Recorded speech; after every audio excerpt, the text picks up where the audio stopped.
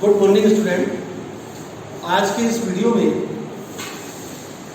Thermodynamics unit के continue करते हुए आज जिन बहुत इंपॉर्टेंट हम नियम्स को डिस्कस कर रहे हैं वो है हमारा लॉ ऑफ थर्मोकेमिस्ट्री। इसे कहते हैं ऊष्मा रसायन, ऊष्मा रसायन के नियम। तो थर्मोकेमिस्ट्री के ऊष्मा रसायन के दो नियम दिए गए हैं, दो बहुत इंपॉर्टेंट नियम हैं। उनमें से हमारा सबसे पहला जो नियम है वो है लेवॉइज़े एवं लाप्लास का नियम। ये दो वैज्ञानिक थे, लेवॉइज़े और लाप्लास। इन्होंने एक नियम दिया है, तो हम फर्स्ट लॉ पढ़ते हैं, लेवॉइज़े एवं लाप्लास रूल्स या लॉ।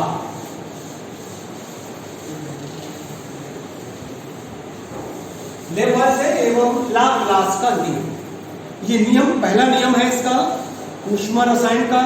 उसको सुनते हैं क्या है। इस नियम के अनुसार ये नियम क्या कहता है, किसी यौगिक को उसके अवयवों में विघटन करने में जितनी ऊर्जा की आवश्यकता होती है उतनी ही ऊर्जा उस यौगिक को उसके अवयवों से बनाने में आवश्यक होती है।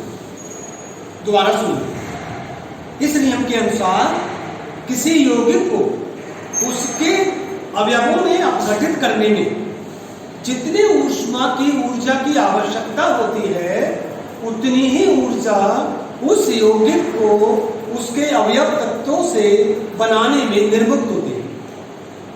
इसे हम लेवॉइज़े और लाप्लास का नियम कहते हैं।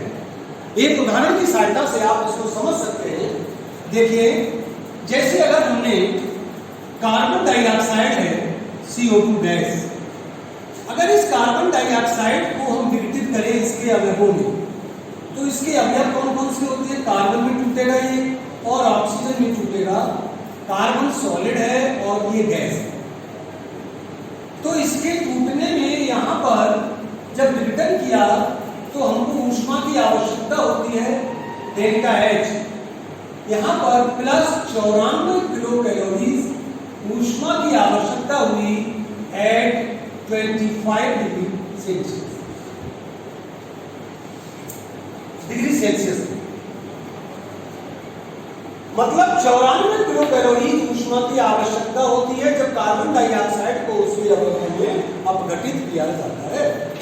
तो ये नियम कहता है कि अगर हमको कार्बन डाइऑक्साइड को बनाना है उसके अवयवों से, तो बनाने में ऊष्मा निर्मुक्त होगी। तो C+O2 गैस है, इससे मिलकर के हमने कार्बन डाइऑक्साइड का निर्माण किया। तो यहां निर्माण करने में जो डेल्टा H है वो 94 किलो कैलोरी ऊष्मा उत्सर्जित होती है। इसके माइनस चिन्ह एट 25 डिग्री सेल्सियस।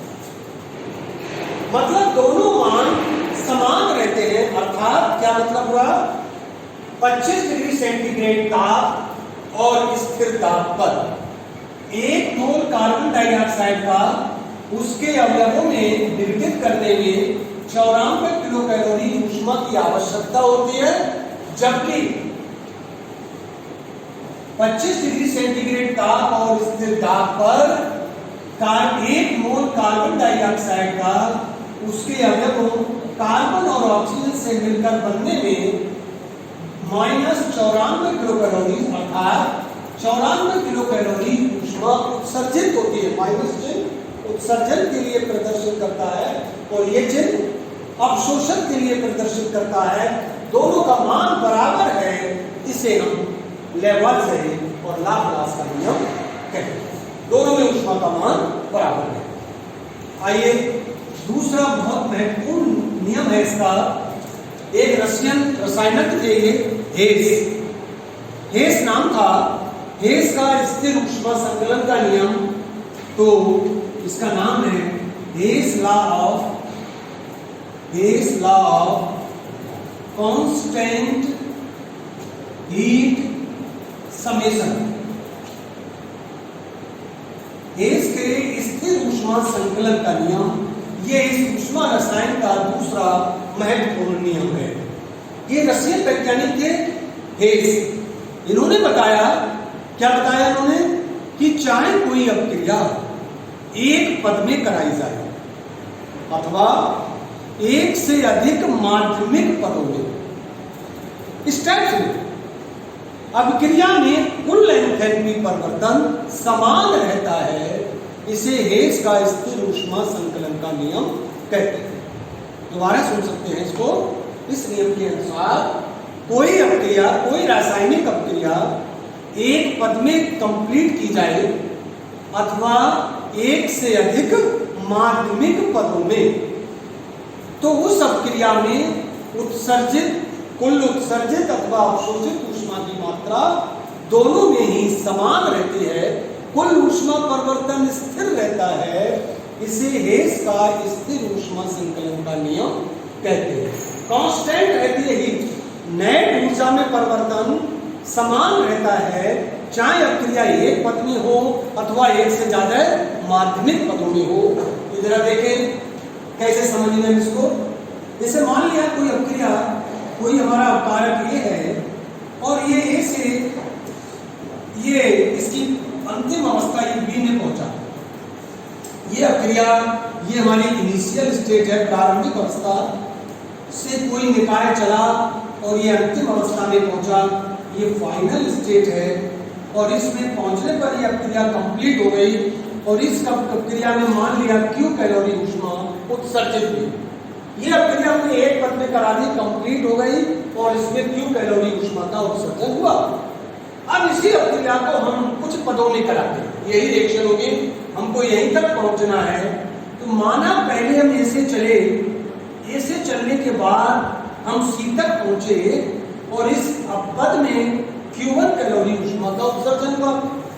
सी से हम फिर डी में पहुंचे और इस दूसरे पद में Q2 कैलोरी ऊष्मा का उत्सर्जन हुआ और अब डी से फिर हम बी में पहुंचे। तो इस तीसरे स्टेप में माना Q3 कैलोरी ऊष्मा का उत्सर्जन हुआ। एक तो सीधे एक पद में कंप्लीट हो गया, एक हम तीन पदों में होकर के पहुंचे। तो देखते हैं ये नियम क्या कहता है। तो यहाँ पर हमारा ये पहले स्टेप में हमने कराया, ए से बी में पहुंचे डायरेक्ट और इसमें Q कैलोरी ऊष्मा उत्पन्न हुई। ये अपक्रिया हमने केवल एक स्टेप में कराई, स्टेप 1।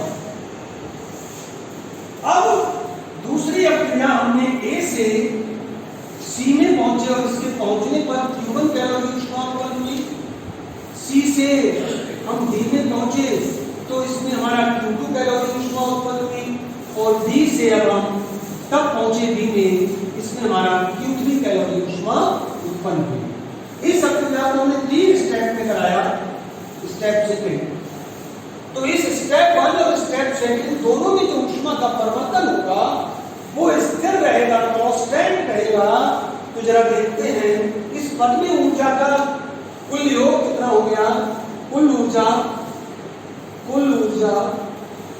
उत्सर्जित, कुल उत्सर्जित ऊष्मा कितनी हो गई है, Q1 plus Q2 plus Q3।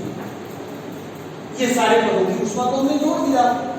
तो ये नियम क्या कहता है, इस नियम के अनुसार अकॉर्डिंग टू हेस लॉ, ये हेस का नियम ये कहता है कि एक पद में जो अपक्रिया हमने कराई उसमें जितनी ऊष्मा का उत्सर्जन हुआ उतनी ही ऊष्मा हमारी विभिन्न पदों में कराई गई अपक्रियाओं में उत्पन्न होगी। अर्थात दोनों में ऊष्मा का जो परिवर्तन है वो समान रहता है, स्थिर रहता है। कैपिटल Q बराबर Q1 plus Q2 plus Q3। इसे हम हेस का स्थिर ऊष्मा संकलन का नियम कहते हैं। अब इसको हम, ये तो ABCD से समझा, अब एक रासायनिक अपक्रिया का उदाहरण लेकर के समझते हैं। देखिए इसका एग्जाम्पल लेते हैं, क्या ऐसा हमको देखने को मिलेगा। चलिए अब एक अपक्रिया हमने ली, सी एक पद में करा रहे हैं इसको कंप्लीट। सी ये ठोस है, ग्रेफाइट लिया है, ये हमारी गैस है और इसको जब अपक्रिया कराई, अपक्रिया कंप्लीट हो गई एक स्टेप में, कार्बन डाइऑक्साइड बनती है और इसके बनने में -94.03 किलो कैलोरी ऊष्मा 25 डिग्री सेंटीग्रेड ताप पर उत्सर्जित होती है। हमारी एक स्टेप में कराई और ये कंप्लीट हो गई, फर्स्ट स्टेप कंप्लीट हो गई। अब इसी अभिक्रिया को हम विभिन्न पदों में कराते हैं, 2 स्टेप्स में कराते हैं। इसको स्टेप सेकंड लिया। फर्स्ट क्या होगा, पहले जब हम कार्बन की क्रिया कराते हैं, ऑक्सीजन का एक परमाणु लगेगा और इसके बनने में पहले कार्बन मोनोऑक्साइड गैस बनती है, और इस गैस के बनने में पहला पद है तो हमने इसको डेल्टा H1 कहा, और इस डेल्टा H1 में जो ऊष्मा उत्सर्जित होती है वो 26.41 किलो कैलोरी ऊष्मा का उत्सर्जन होता है, पहला स्टेप। अब इसी को इस सेकंड स्टेप में कराते हैं इसको, इस कार्बन मोनोऑक्साइड जो कि गैस है, इसको फिर ऑक्सीजन से रिएक्शन इसका कराते हैं परमाणु से। अब हमारा जाकर के कार्बन डाइऑक्साइड बनता है और इसको हमने डेल्टा H2 कह दिया, डेल्टा H2 कह दिया, बराबर इसमें हमारा 67.62 किलो कैलोरी ऊष्मा उत्सर्जित। या हम बाद में दोनों को एक साथ कर लेंगे, इसको H1 H2 कर लीजिए, अभी कोई दिक्कत नहीं। अब इन दोनों को हम योग करते हैं, जोड़ते हैं, दोनों अभिक्रियाओं को जोड़ देंगे तो जोड़ने पर हमको वही अभिक्रिया एक प्रति प्राप्त हो जाएगी। यहाँ आप देखेंगे इससे ये कैंसिल हो जाएगा, ये बनेगा C plus O2, half O2 और एक O2, पूरा O2 हो गया, और ये बना आपका CO2, और यहाँ पर ये डेल्टा H बराबर हो जाएगा H1 प्लस H2 बराबर माइनस 26.41 माइनस प्लस माइनस 67.62 बराबर माइनस 26.41 माइनस 67.62 बराबर माइनस 94.03 किलो कैलोरी। तो इस नियम के अनुसार according to this law, according to this law, जो हमने एक पद में अभिक्रिया उत्सर्जित हुई थी उतनी ही ऊष्मा जो डेल्टा H है, डेल्टा H बराबर H1 प्लस H2, तो माइनस 94.03 बराबर इन दोनों का जो टोटल है रख सकते हो मान, यहाँ पर भी 26.41 plus minus 67.62 minus 94.03 minus 26.41 67.62 minus 94.03 बराबर माइनस 94.03।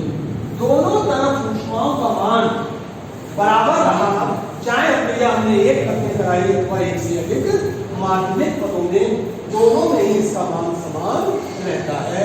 इसे हेस का स्थिर ऊष्मा संकलन का नियम है। अब हम आपको बहुत शॉर्ट में थोड़ा सा इसके एप्लीकेशन बताते हैं कि इस हेस का नियम कहाँ पर इसको प्रयोग किया जाता है, इसका उपयोग क्या है, इसके अनुप्रयोग क्या है, हेस का नियम कहाँ लगाया जा सकता है, इस नियम का लाभ क्या है। तो इस नियम की सहायता से आप कई प्रकार के अभिक्रियाओं के ऊष्मा की गणना कर सकते हैं। इस अभिक्रिया से आप क्या कर सकते हैं, calculation of heat of reaction, अभिक्रिया के ऊष्मा की गणना कर सकते हैं इसके नियम से। इस अभिक्रिया से calculation of heat of combustion, दहन ऊष्मा की गणना कर सकते हैं। इस नियम की सहायता से अभिक्रिया की हीट ऑफ फॉर्मेशन की गणना कर सकते हैं। यहां से आप रेजोनेंस एनर्जी की गणना कर सकते हैं, अनुनाद ऊर्जा। यहां से आप बाउंड एनर्जीज की, बंध ऊर्जा की गणना कर सकते हैं। तो इस नियम की सहायता से आप कई प्रकार के अभिक्रियाओं की ऊष्मा का गणना कैलकुलेशन कर सकते हैं। तो इसे हम हेस का स्थिर ऊष्मा संकलन का नियम कहते हैं। और ये दो हमारे बहुत ही इंपॉर्टेंट ऊष्मा रसायन के नियम समाप्त होते हैं। आज के वीडियो में हम लोग इतना ही करेंगे। इसके आगे का नेक्स्ट वीडियो में। Thank you very much.